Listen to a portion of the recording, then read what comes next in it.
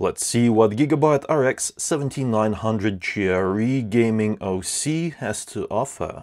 The most positive thing about this card is its price. It is available for just $550. In terms of design, it is quite easy on the eye. Have a look at that. Plastic shroud. That's an LED logo.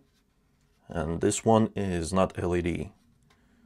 Although the quality of materials is not perfect. There's some imperfections on this side, but this is the only problem I can spot.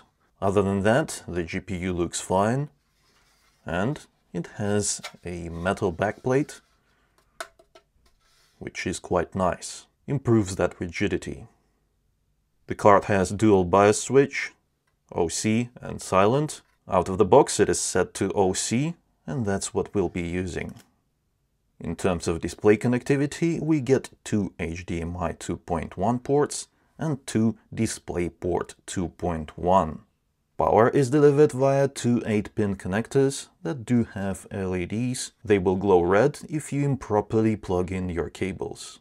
Memory modules are cooled by this copper plate that is connected to the main cooling system via those heat pipes over there. And power delivery system also gets some cooling with this aluminum plate on this side and another plate on the other side. Let's take a look at its size.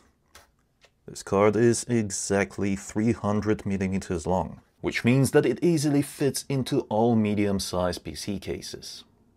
Here's what this graphics card looks like inside of a PC. It takes up well over 2 slots of space. Now let's check out cooling capabilities of this graphics card. The game has been running for about an hour. The room temperature is 21.4 degrees Celsius, and that is 70.5 American units. The GPU fan is spinning at around 2000 RPM, which is quite high. The GPU temperature is at around 55 degrees, and GPU hotspot 80 degrees. Normal power consumption for this graphics card is between 280 to 300 watts. Now let's use this wireless microphone to have a listen to the noise.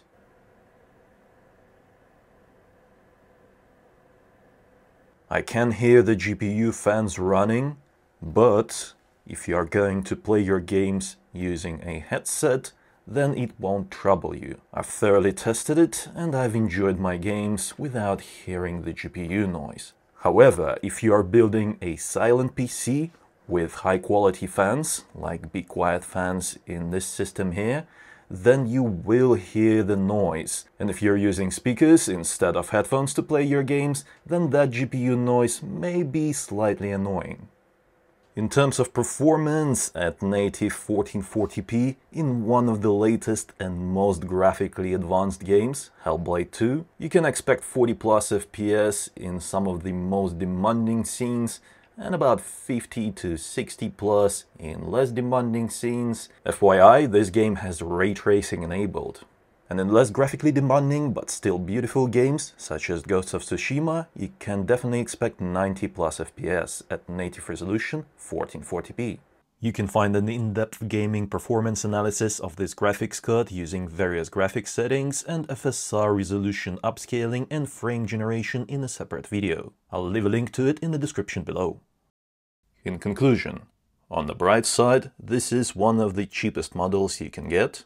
Just $550, and there are no horrible negatives I can think of. The only minor negative I can name is that this card is a little bit more noisy than I would have liked, especially considering how thick it is. But as I mentioned during the noise test, if you're using headphones, that is not an issue at all. One more minor annoyance I've encountered with this GPU is this LED light.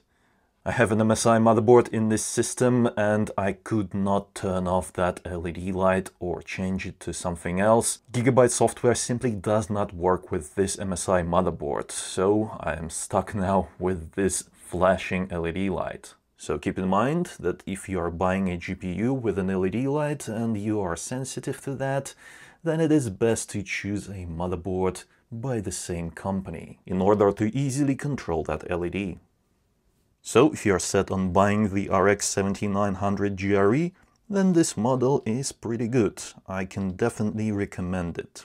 By the way, if you'd like to buy it, or if you're interested in any other products featured in this video, then you'll find them at the links in the description below. Those are Amazon links that will bring you to your local Amazon store.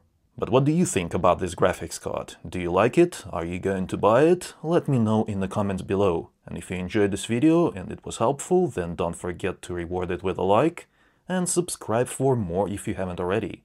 It was I, Vadim. Until next time.